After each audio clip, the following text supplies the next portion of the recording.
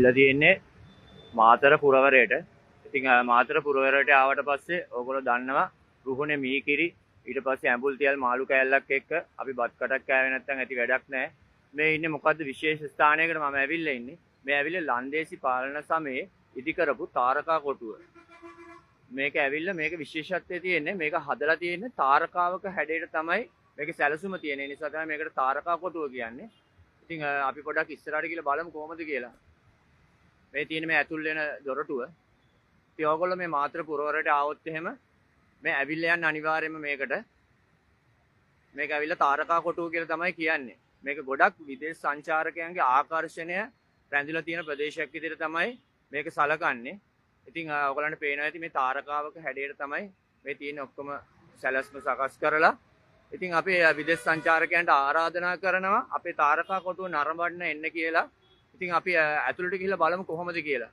සත්‍යයක් තියෙනවා. ඔයගලන්ට පේනවා ඇති මේ මෙතන මේ තියෙන ඇල මාර්ගයක් වගේ. මේක වට කරලා තියෙනවා ආරක්ෂාවට ඇලක් වගේ තියෙන්නේ මේ වටේට.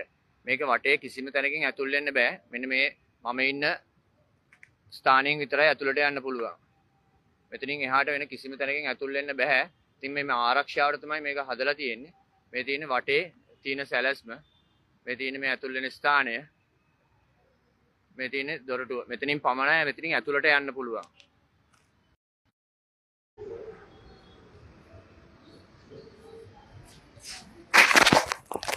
මේ තියෙන බොහොම පොඩි සුළු මුදලකට අපිට ගන්න පුළුවන් ටිකට් එකක්.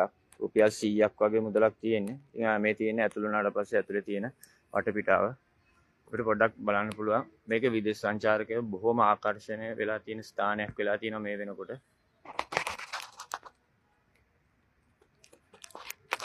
මේක ඇතුළට ගිහිල්ලා බැලුවොත් එහෙම මේක මෙන්න මේ වගේ දර්ශන අපිට බලා ගන්න පුළුවන්.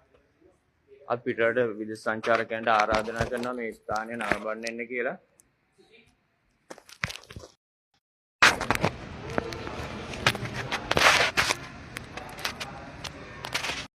ඉතින් මේ තියෙන්නේ එළියේ තියෙන වටපිටාව කියන ඒවා මම අර කලින් වීඩියෝ වල ඔයාට මේ අපිට රූපගත කිරීම කරන්න දෙන්නේ නැහැ. ඒ නිසා බොහොම අමාරුවෙන් තමයි මේ කතා කරලා ඉවරලා ඇතුළේ ටික අරගත්තේ.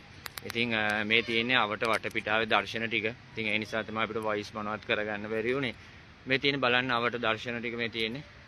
ඔයගොල්ලෝ එන්න හැම කෙනෙක්ම ඇවිල්ලා බලලා යන්න. බලපු නැති කෙනෙක්ට මේකේ තියෙන මාරම දේවල් ටිකක් තියෙනවා ඇතුලේ කෞතුකාගාරය ඇතුලේ එහෙම ඉගෙන ගන්න ගොඩක් දේවල් තියෙනවා. ඇවිල්ලා බලලා යන්න කියලා හැම කෙනෙක්ටම ආරාධනා කරනවා. පිටරට සංචාරකයන්ට විශේෂයෙන්ම ආරාධනා කරනවා. මේක මහා ආකර්ෂණීය ස්ථානයක්. ඔයගලන්ට